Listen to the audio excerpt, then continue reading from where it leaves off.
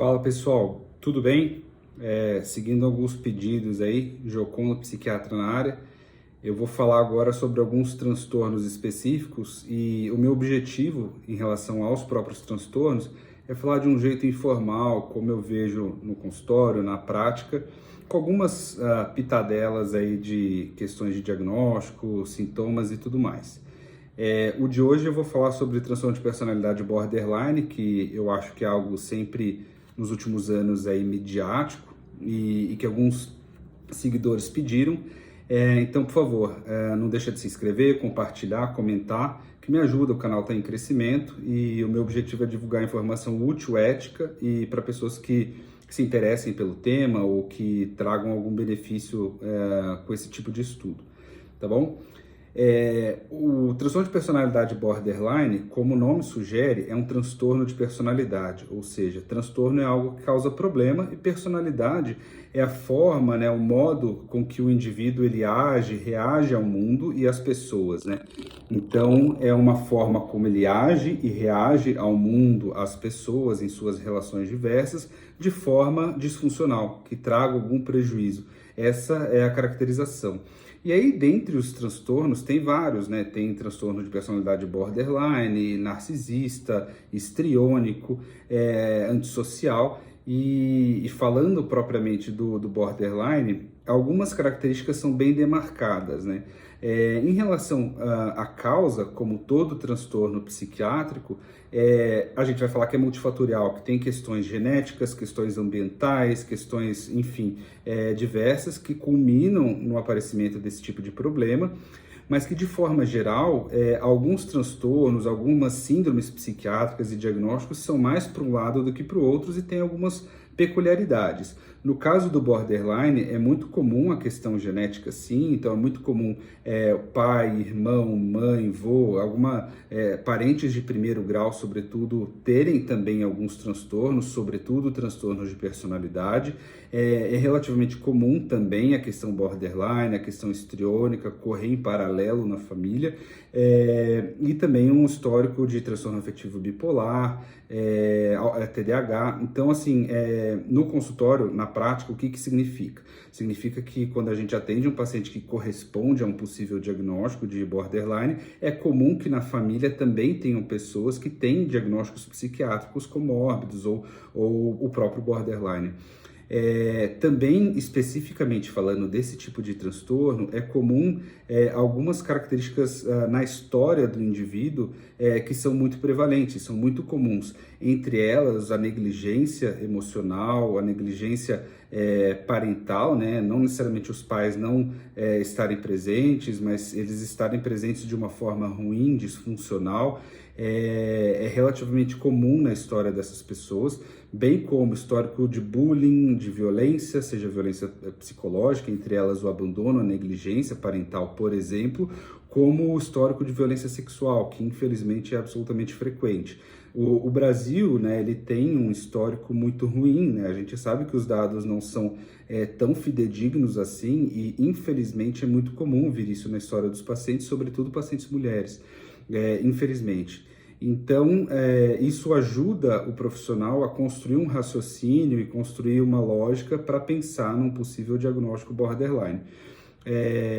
Em termos de sintomas, há uma divergência, tem gente que fala que a gente só pode pensar em diagnóstico disso depois dos 18 anos, por ser uma questão de personalidade e o indivíduo tem um desenvolvimento da sua personalidade meio que próprio ou bem desenvolvido após a idade adulta, mas a gente já vê alguns traços sim na infância, na adolescência, e há uma corrente que eu particularmente gosto de tentar antecipar um pouquinho disso para guiar algumas intervenções, sobretudo intervenções em psicoterapia, que muitas vezes, a maioria das vezes são inócuas, né, e podem muitas vezes prevenir o aparecimento futuro ou caso apareça de uma forma mais tranquila, né.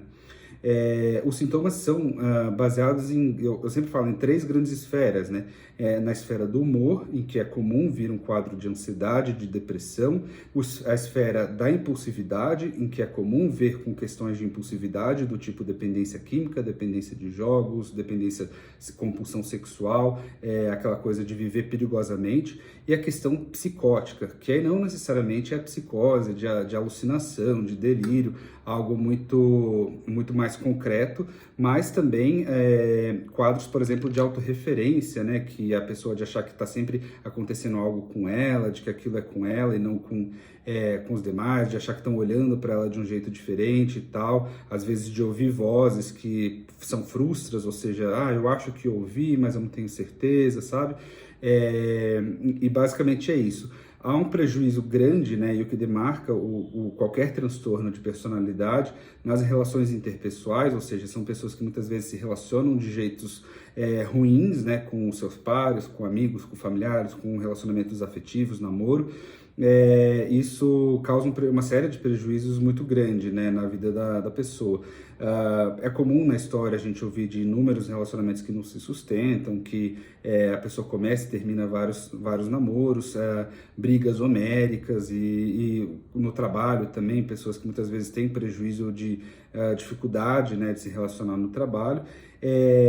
Outra característica seria a questão da automutilação, que é uma frequente, né, em relação, sobretudo, a cortes, né, a mania, entre aspas, de se cortar, baixo limiar à frustração, pessoas que um grau de frustração que acontece na vida diária, muitas vezes vira algo muito grande e a partir disso até se desregula, ficando com depressão ou entrando numa espiral negativa, né, culminando até com pensamentos suicidas por conta disso.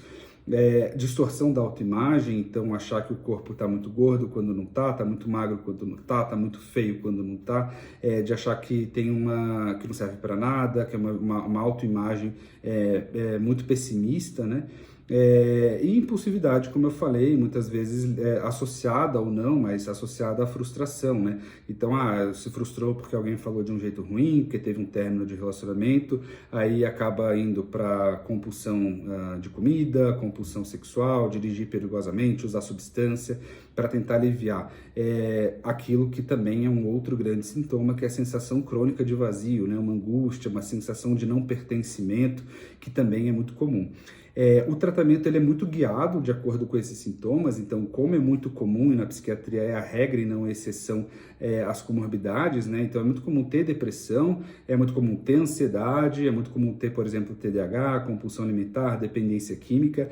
A gente vai tratando hierarquicamente esses sintomas, essas comorbidades em ordem de gravidade, e aí a gente guia. Se a pessoa está mais autorreferente, mais com sintomas na linha psicótica, a gente pode usar antipsicóticos. Se tem uma instabilidade de humor muito grande, a gente pode usar antidepressivo, estabilizadores de humor, e por aí vai.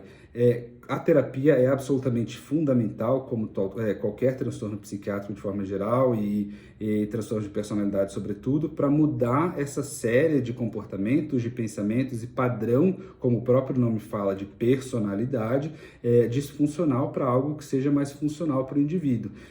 No borderline propriamente dito, é muito interessante porque há um padrão ouro, ou seja, há uma terapia que é mais específica, que é mais funcional e que é mais eficiente para borderline propriamente dito, que é o que a gente chama de DBT, né, que é do inglês terapia dialética comportamental.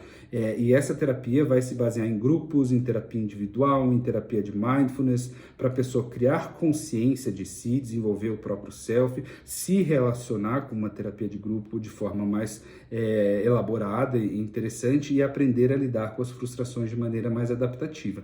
Tá bom? É muito importante, pegando aí o transtorno borderline, entrando no próximo mês aí de Setembro Amarelo, que é o mês de prevenção ao suicídio, caso você ou algum familiar, algum contato, uma pessoa que você conheça tenha sintomas borderline ou de outras personalidades ou de outros problemas psiquiátricos, procurar ajuda séria com um psicólogo, com um psiquiatra e melhorar, basicamente.